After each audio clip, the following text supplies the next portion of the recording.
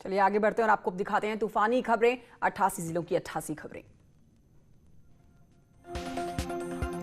कानपुर में दो समुदायों में पथराव हुआ है। बिना इजाजत धार्मिक आयोजन पर हंगामा। पुलिस ने माहौल बिगाड़ने वालों पर कड़ी कार्रवाई की बात कही।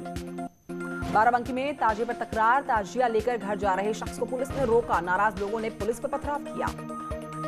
पुलिस के दखल के बाद बड़ी संख्या में लोग सड़क पर उतर आए। प्रदर्शनकारियों ने बहराइच हाईवे को जाम कर दिया।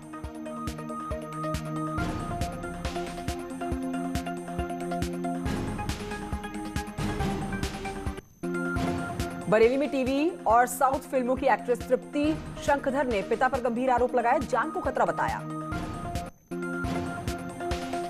भदोही के बाहुबली विधायक विजय मिश्रा का बेटा भी हो सकता है गिरफ्तार। विष्णु की अग्रिम जमानत याचिका खारिज। यूपी में पंचायत चुनाव टालने पर हो रहा है विचार। कोविड के चलते 6 महीने के लिए टल सकते हैं चुनाव। फिरोजाबाद में पारिवारिक विवाद में 2 साल की बच्ची की हत्या का मामला सामने आया। आरोपी ने शव को कब्रिस्तान के पास फेंक दिया था। प्रतापगढ़ में 2 दिन पहले हुई बुजुर्ग महिला की हत्या के मामले में हैरान करने वाला खुलासा हुआ है। बेटे ने ही महज 100 रुपए में मां की बेरहमी से हत्या कर डाली। जौनपुर के बडोना गांव में एक लड़के ने अपने ही दोस्त की धारदार हथियार से हत्या कर दी है। बताया जा रहा है कि वो दोस्त को बहाने से घर से दूर ले गया और मार डाला। झांसी में एसिड अटैक। हैंडपंप से पानी भरने पर हुआ विवाद। तेजाब से 15 लोग झुलसे। छत से फेंका गया तेजाब। सीतापुर में नेशनल हाईवे 24 पर एक सड़क हादसे में एसडीएम विजय कुमार बाल बच गए हैं। सड़क पर अचानक से जानवर आ जाने की वजह से ड्राइवर ने गाड़ी का बैलेंस खो दिया और नहर पुलिया पर गाड़ी चढ़ा दी। शाहजहांपुर में थाना बड़ा इलाके में 2 अलग-अलग सड़क हादसों में 2 लोगों की मौत की पुष्टि कर दी गई है। 4 लोग गंभीर रूप से घायल हुए। महोबा में नवविवाहिता का शव संदिग्ध परिस्थितियों में फांसी पर लटका हुआ मिला।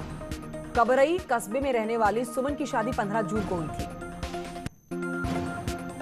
कानपुर के चकेरी थाना इलाके के रामादेवी फ्लाईओवर में एक शख्स ने छलांग लगा दी है। ट्रेन के आगे कूद गया है। हादसे में उसकी मौके पर मौत हुई।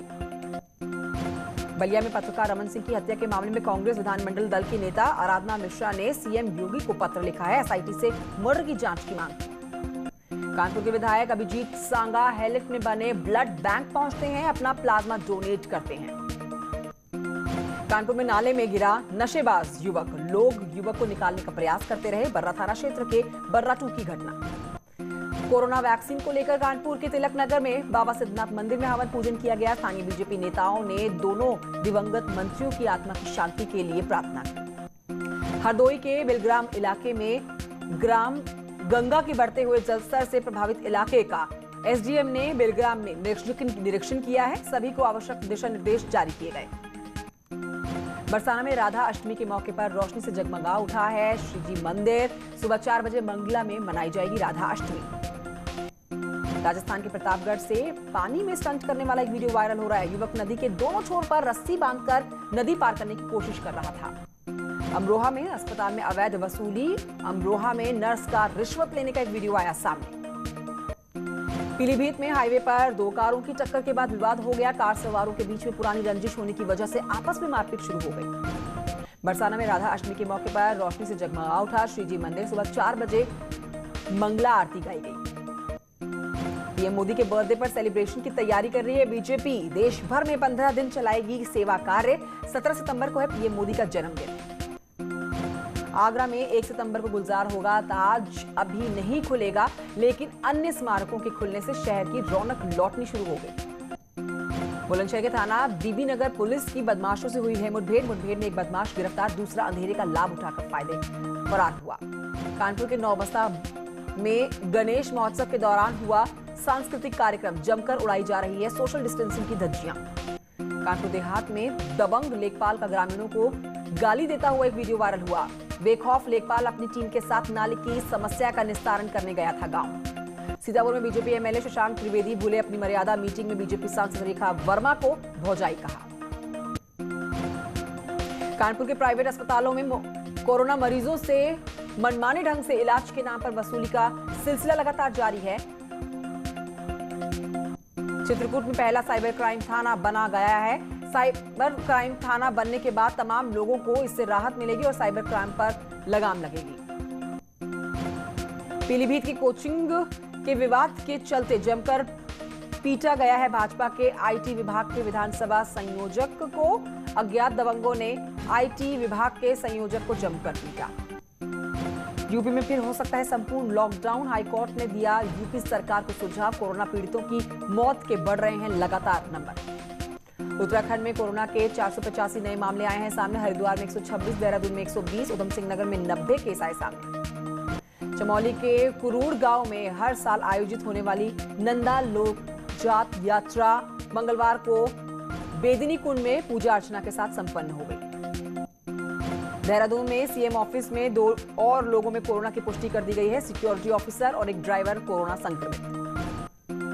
उत्तराखंड में राज्यसभा के सांसद अनिल बलूनी की एक और पहल देखी गई है। प्रदेश में आईआईएमसी कैंपस खोलने को लेकर सूचना एवं प्रसारण मंत्री प्रकाश जावड़ेकर से उन्होंने बात की है।